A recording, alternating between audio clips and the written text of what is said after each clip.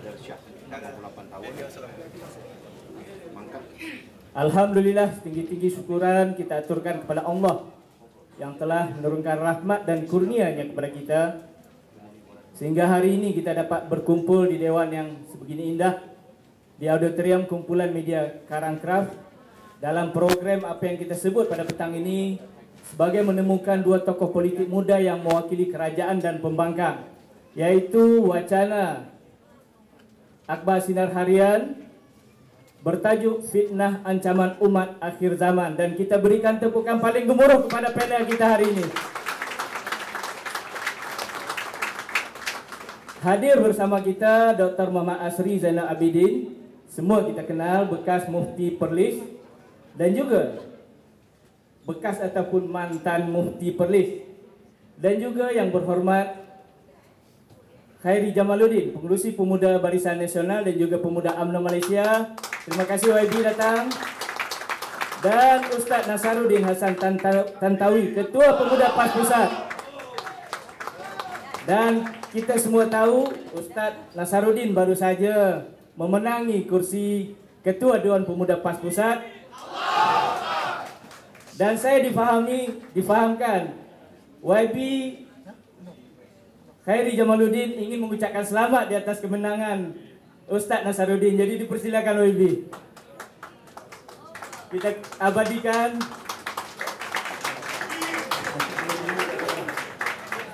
Alhamdulillah, hari ini juga bersama dengan kita yang akan mengendalikan program kita pada petang ini adalah Dr. Mazli Malik, pensyarah di UIA, dan tuan-tuan, puan-puan yang dihormati sekalian, mewakili pengurusan Akhbar Sinar Harian, khususnya kumpulan media Karangkraf, mengucapkan selamat datang kepada kita yang hadir hari ini.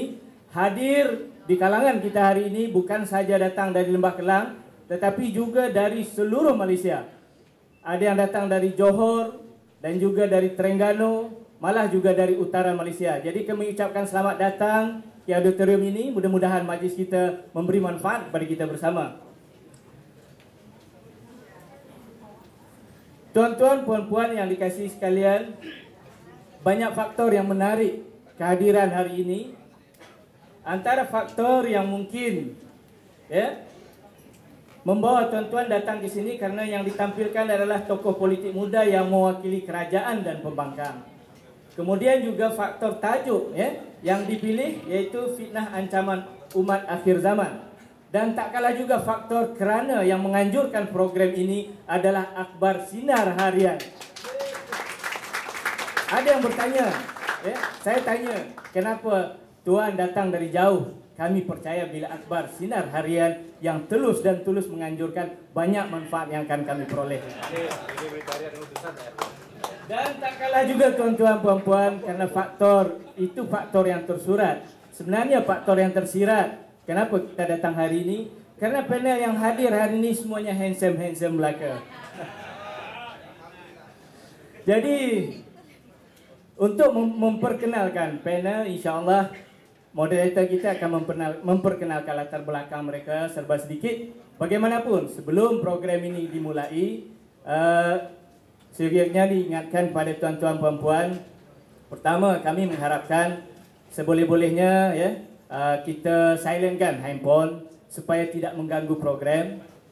Kemudian untuk makluman tuan-tuan, puan-puan, sebelum pulang nanti di sebelah ini ada Mall Karangkraf. Jadi di sini ada dijual buku dan majalah terbitan kumpulan media Karangkraf.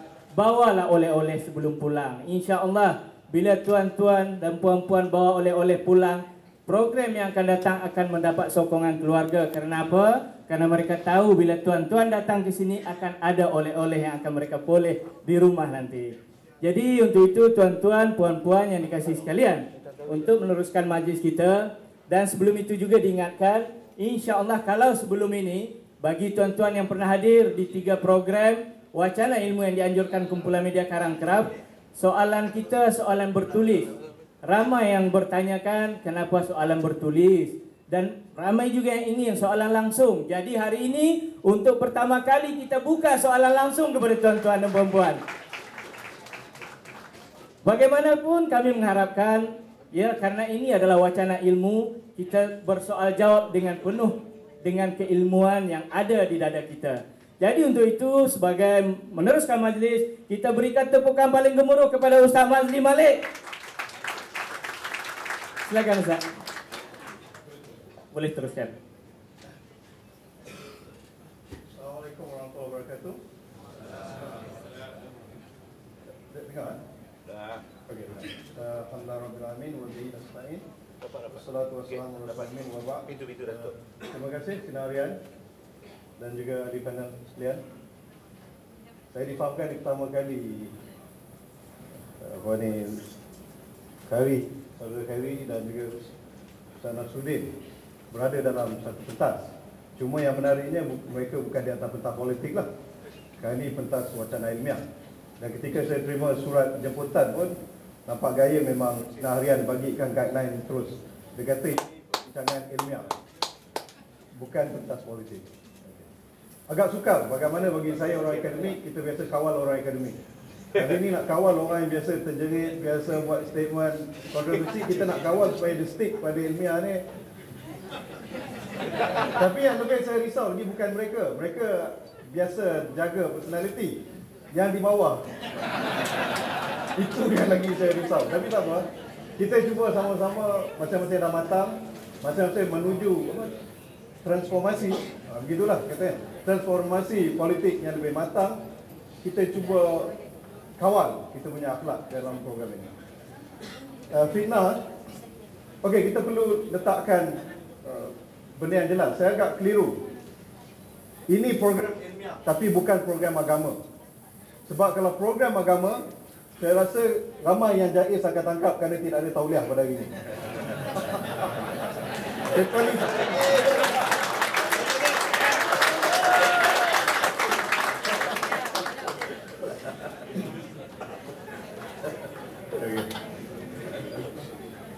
jadi dalam program ilmi kita bincang sama-sama. Dan satu perkara menarik kita nakkan dengar daripada setiap pihak pendapat mereka, pandangan mereka yang baik. Kita cuba jadikan pengajaran. Kalau ada yang kita tak minat, kita cuba bincangkan dan fikirkan. Okey, kita tahu fitnah dalam bahasa Melayu lebih berjurus kepada tuduhan tanpa bukti. Dalam bahasa Arab, fitnah bukanlah fitnah. Fitnatun dalam bahasa Arab dia membawa keadaan kita kacik, berperang, bergaduh. Gosok kata orang Kelantan. Ya. Tapi di dalam bahasa Arab, dalam hadis disebutkan sebagai buhtan. Itu fitnah. Tuduh orang tak ada bukti, cakap orang benda yang mereka buat hingga akhirnya. Ayat Quran yang banyak dalam surah An-Nur ayat 15, surah An-Nur ayat 23, Allah Ta'ala menempelak orang yang melakukan fitnah. Begitu hadis. Banyak sekali hadis yang Rasulullah melarang fitnah. Malangnya fitnah juga menjadi sikap semula jadi manusia, bukan baru. Apatah lagi di dalam bidang politik, fitnah menjadi sebahagian daripada warna politik itu sendiri. Lebih malang dalam sejarah politik Melayu, fitnah ni tak sunyi. Daripada zaman Hang Tuah lagi, Mahsuri, Hang Nadir, Sultan Mahmud Mangkat di Julang dan lain-lain lagi. Pendek kata, fitnah bukanlah suatu asing dalam politik Melayu. Alhamdulillah pada forum kali ini kita akan cuba lihat dari sudut berbeza. Dari sudut siapa ini ahli politik dan juga dari sudut ahli agama, Dr. Sri sendiri. Walaupun Ustaz Nasruddin mungkin mewakili ahli politik, tetapi dia juga di latar belakang agama. Namun ada satu persoalan. Bila berlaku dalam politik, kita suka nak define sesuatu itu fitnah ataupun tidak. Satu pihak kata fitnah, satu pihak kata mereka bukan fitnah, mereka cakap perkara yang sebenar, strategi. Ini merupakan jihad. Satu pihak pula kata ini fitnah, pihak yang ini kata bukan. Ini sebahagian daripada apa berlaku. Jadi untuk permulaan, sebelum kita pergi lebih lanjut, kita bagi appetizer. Saya minta dalam tempoh 5 minit, tak banyak sangat, untuk setiap pihak ni, bermula dengan saudara KJ, Ustaz Nasruddin dan Dr. Sri, 5 minit saja, ceritakan apa yang mereka perceive, apa yang mereka tafsirkan sebagai fitnah itu sendiri. Jadi silakan. Terima kasih. Bismillahirrahmanirrahim. Assalamualaikum warahmatullahi wabarakatuh. Terima kasih kepada Dr. Mazli yang menjadi pengerusi. Terima kasih kepada Sinar Harian. Alhamdulillah pada hari ini dapat saya mewakili pihak pembangkang sebagai pemuda pembangkang di Selangor. Kita pembangkang di sini, bukan kerajaan. Jadi kesedaran diri itu mesti ada. Dan untuk ringkaskan, sebab kita hanya diberi masa 5 minit ya untuk permulaan mukadimah, saya ingin nyatakan di sini bahawa fitnah ini, utamanya saya ucapkan tahniah kerana memilih satu tajuk yang saya rasa amat tepat dengan cabaran yang dihadapi oleh politik buat waktu ini di tanah air Malaysia. Fitnah ini adalah satu ancaman yang besar. Jadi Dr. Mazli tanya kita, apakah fitnah? Beliau telah mengupas perbezaan makna fitnah daripada zaman dahulu dalam bahasa Arab sehingga pada hari ini. Tetapi apa yang kita memahami sebagai fitnah di Malaysia dalam bahasa Melayu, dalam kegunaan bahasa biasa, dalam politik Malaysia pada waktu ini adalah satu perkataan ataupun satu tuduhan yang bukan hanya tidak benar, tetapi dengan niat jahat untuk mencemarkan perwatakan ataupun karakter orang yang lain. Itu yang saya fahamkan sebagai fitnah. Tapi fitnah ini tidak terhad kepada satu tuduhan yang dibuat kepada individu. Fitnah ini juga adalah satu tuduhan yang dibuat kepada institusi, kepada sebuah parti, kepada sebuah kerajaan. Jadi fitnah ini adalah dengan niat jahat. Bukannya satu tuduhan yang kita buat dengan tidak sengaja. Kadang-kadang ni kita buat tuduhan sebab kita tak tahu. Kita tidak ada fakta, tidak dibekalkan dengan fakta. Tetapi fitnah ini dibuat walaupun kita tahu ada hujah di pihak yang lagi satu di mana perkara itu tidak benar, tetapi kita teruskan dengan fitnah. Dan mungkin kita kemukakan hujah kita sendiri. Tetapi walaupun ada keraguan, kita maintain, kita tegas dengan pendirian kita bahawa beliau itu dituduhkan apa yang kita nak tuduh mereka. Jadi keadaan ini bagi saya tidak sihat. Dan saya amat berterima kasih kerana hari ini berkongsi pentas dengan Ustaz Nasruddin, Saudara Nasruddin. Sebab bagi saya sebagai ahli politik muda, kita di Malaysia ni, masalah kita adalah untuk angkat martabat sistem politik kita. Daripada sistem politik yang terjerumus dengan lontaran fitnah sesama kita, sama ada dalam parti politik yang sama ataupun di antara parti politik yang lawan, kepada satu sistem politik yang berdasarkan kepada perbincangan dan wacana yang berdasarkan kepada fakta dan ilmu. Saya selalu sebut dalam parlimen, jangan kita mengamalkan politik yang serang peribadi semata-mata dan tidak melihat kepada isu-isu sebenar, isu-isu dasar, isu-isu lebih besar yang menyentuh soal rakyat dan kesejahteraan rakyat. Jadi di situ saya letak parameter untuk perbincangan. Saya tak nak ambil masa yang terlalu lama, bahawa fitnah itu adalah perbuatan sengaja untuk memburukkan karakter individu ataupun kerajaan. Ya, sebab ini bukan hanya terhadap individu. Pernah banyak fitnah dibuat terhadap parti politik, sama ada PAS ataupun UMNO. Dan ini adalah ancaman yang begitu dahsyat terhadap politik kita kerana mengelak daripada matlamat yang sebenar. Okey, terima kasih Saudara KJ ya. Jadi karakter assassination, individu atau parti itu fitnah. Okey, Ustaz Nasruddin, macam mana? Apa pendapat Ustaz? Assalamualaikum warahmatullahi wabarakatuh. Alhamdulillahirabbil alamin wa bihi nasta'in fi umuri dunya waddin. Terima kasih Saudara Pengerusi Dr. Mazli, sahabat-sahabat saya ahli panel yang berhormat Khairi Jamaluddin, Dr. Asri Zainal Abidin dan terusnya kepada seluruh hadirin dan hadirat yang dihormati sekalian. Sewaktu kita cuba untuk memahami pengertian fitnah ini, saya merujuk kepada sumber ataupun masdar wahyu daripada Allah Subhanahu wa taala yang menjelaskan kepada kita berkenaan dengan fitnah. Yang pertama saya lihat sekurang-kurangnya ada 60 tempat perkataan fitnah itu diulang sebut dalam Al-Quranil Karim. Dan 36 daripadanya mempunyai satu perkataan yang hampir sama. Al-fitnatu asyaddu minal qatl. Iaitu fitnah itu adalah kesannya, akibatnya lebih dahsyat daripada membunuh. Ini menunjukkan perhatian Al-Quran kepada perkataan fitnah yang cukup menimbulkan masalah besar kepada tamadun umat manusia di atas muka bumi. Mewujudkan persengketaan, mewujudkan pertelagahan dan sampai ke peringkat boleh berlaku pembunuhan di atas muka bumi. Dan kalau kita lihat fitnah ini, dia adalah merupakan senjata yang paling tua di atas muka bumi untuk membinasakan pihak yang lain. Dan saya melihat ia adalah merupakan suatu senjata yang sangat berbahaya, yang sangat berbisa. Lebih besar kesannya daripada radiasi nuklear yang boleh membunuh jiwa manusia. Kerana dia boleh makan masa bertahun-tahun, beratus tahun akibatnya.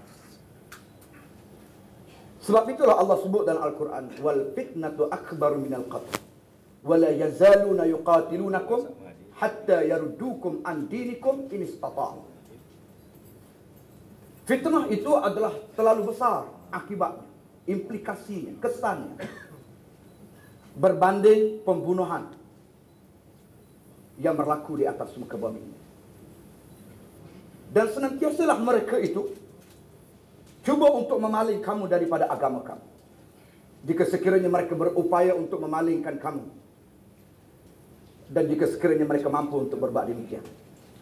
Dan ayat yang saya baca ini, Al-Quran dan ulama menterjemah, menafsirkannya. Perkataan fitnah itu lebih menuju kepada perkataan syirik. Maknanya dianggap oleh para ulama, fitnah yang paling besar di atas muka bumi ini ialah syirik. Syirik adalah manifestasi daripada manusia yang menolak Tuhan, yang menolak agama. Sedangkan yang menjadikan manusia lurus hidup di atas muka bumi ialah agama.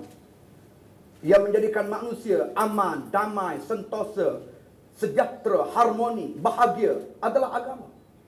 Apabila mereka mengenepikan agama dengan mensyirikkan Allah ataupun menolak wahyu yang diturunkan oleh Allah, akhirnya manusia akan bertindak berdasarkan pada nafsu. Dan fitnah itu adalah datang daripada nafsu. Dari dah hormati sekalian, saya lihat dalam sejarah, antara sejarah yang paling awal pembunuhan ataupun peristiwa pembunuhan yang pertama atas muka bumi, pergolakan antara Qabil dan Habil zaman Nabi Adam AS, adalah berpunca daripada fitnah, merebut pasangan hidup. Seorang perempuan untuk dijadikan isteri, tak puas hati, akhirnya membunuh adiknya sendiri. Ini satu sejarah. Demikian juga Nabi Yusuf AS yang menjadi mangsa konspirasi sebuah istana, gara-gara seorang wanita, Zulaikha, yang ingin mempengaruhi Nabi Yusuf AS pada waktu itu. Tapi oleh kerana Nabi Yusuf berpegang kepada Al-Quran, berpegang kepada agama, berpegang kepada syariat, akhirnya Nabi Yusuf menyebut bahawa as-sijnu ahabba ilayya mimma yad'unani ilayhi. Aku lebih suka masuk penjara, aku lebih suka di penjara daripada mengikut kehendak nafsu. Akhirnya Nabi Yusuf di penjara menjadi mangsa kepada fitnah yang berlaku. Demikian juga kita lihat dalam sejarah Nabi kita Muhammad sallallahu alaihi wasallam. Sayyidatina Aisyah radhiyallahu anha pernah difitnah berzina dengan Safwan bin Mu'attal. Dalam satu perjalanan pulang satu kabilah, Aisyah tertinggal, kemudian ditemui oleh Safwan bin Mu'attal. Kemudian akhirnya mereka berdua balik ke kota Madinah dan difitnah oleh Abdullah bin Ubay. Kononnya Safwan dan Aisyah ini telah berzina.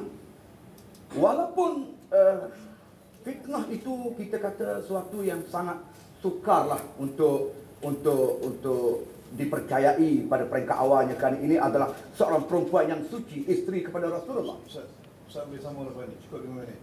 Ya, terima kasih. Saya landing. Okey, tak apa. Okey, jadi oleh kerana ini adalah merupakan isteri Rasulullah, memang pada peringkat awal sukar orang nak percaya.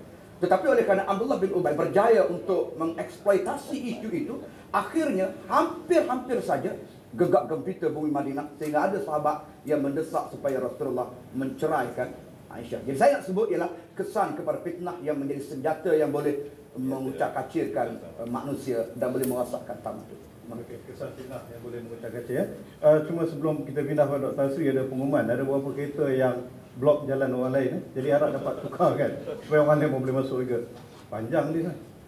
JKR 3541, WCF 11, BGF 8425, WKL 8877, WGR 7887, CCH 4781, WSA 2505, WFQ 6049, BJQ 3200, WAB 3327, BHQ 8803, ADA 9159, BGM 6637, NAM 219, WPX 7511. Saya minta maaf ini, tapi tepat salih kan, sebab nak kasi hak jalan pada orang lain. Macam nombor ekor lah. Okey. Jadi Dr. Sri, silakan. Assalamualaikum warahmatullahi wabarakatuh. Alhamdulillah wassalatu wassalamu ala Rasulillah wa ba'd. Terima kasih pengurusi dan rakan-rakan ahli panel. Sebenarnya majlis ni, dua gergasi inilah yang patut diberi perhatian pandangan mereka. Saya kira menumpang. Perkataan fitnah, seperti mana pengurusi telah sentuh sedikit, dia berbeza fitnah yang disebut oleh Al-Quran dengan fitnah yang orang Melayu cakap. Orang Melayu dia kata fitnah. Fitnah itu bermaksud cerita yang tak benar, tuduhan yang tidak benar kepada seseorang. Tetapi istilah fitnah di dalam Al-Quran merujuk kepada seperti yang pengurusi sebut tadi. Pengurusi ni dia belajar Jordan dulu dia. Perkataan itu merujuk kepada kucak-kacir, juga syirik, semua kegawatan, musnahkan agama, musnahkan keamanan, itu fitnah. Selalu orang kita bila dia nak kata jangan fitnah, dia kata al-fitnatu asyaddu minal qatl. Fitnah lebih dahsyat daripada membunuh. Sebenarnya Quran tidak maksudkan fitnah Melayu tu. Quran maksudkan fitnah kekacauan, hilangnya keamanan. Itu yang dimaksudkan. Tapi bila kita cakap dalam konteks hari ini, orang Melayu, kita maksudkan dengan menuduh orang tanpa bukti yang, ataupun tanpa sesuatu yang tidak benar, tuduhan yang tidak benar. Tuduhan yang orang tu tak mau dia dikaitkan. Ada beberapa keadaan. Fitnah macam disebut, saya bersetuju juga dengan panel pertama tadi. Fitnah bukan sahaja mesti pada orang, dia juga mungkin pada institusi atau kaum, ataupun kaum. Sebab tu dalam surah Al-Hujurat, Allah Subhanahu wa taala larang fitnah. Allah kata in ja'akum fasiqun binaba'in fatabayyanu an tusibu qauman bijahalah. Jika orang fasik datang membawa berita, hendaklah kamu periksa, takut kamu menimpa kepada satu kaum dengan cara yang tidak betul. Fitnah dalam bahasa ini, kita cakap dalam bahasa Melayu ni, ialah tentu sesuatu yang haram dan termasuk dalam dosa besar. Tapi ada satu lagi perkara yang tidak fitnah. Orang Melayu kadang-kadang kita kata tak baik fitnah orang. Dia kata bukan fitnah, ni cerita betul. Satu lagi, membuka keaiban orang. Dia rakan kepada fitnah ini. Ia juga diharamkan oleh agama. Jika tanpa satu justifikasi yang betul. Kita bukan hakim, bukan dia nak meminang anak kita sehingga kita perlu nak semak latar belakang dia umpamanya, ataupun bukan kita nak ambil dia bekerja sehingga kita nak tahu sejarah dia, tapi kita sengaja nak tahu tentang keaiban dia yang tidak ada apa-apa kepentingan untuk kita singkapkan.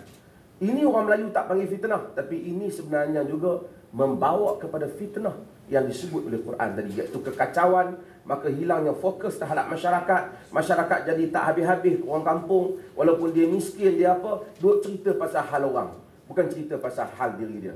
Maka kita kena ada dua kategori ini yang mengancam. Sebenarnya kedua-dua jenis ini adalah fitnah kepada masyarakat kita. Terima kasih.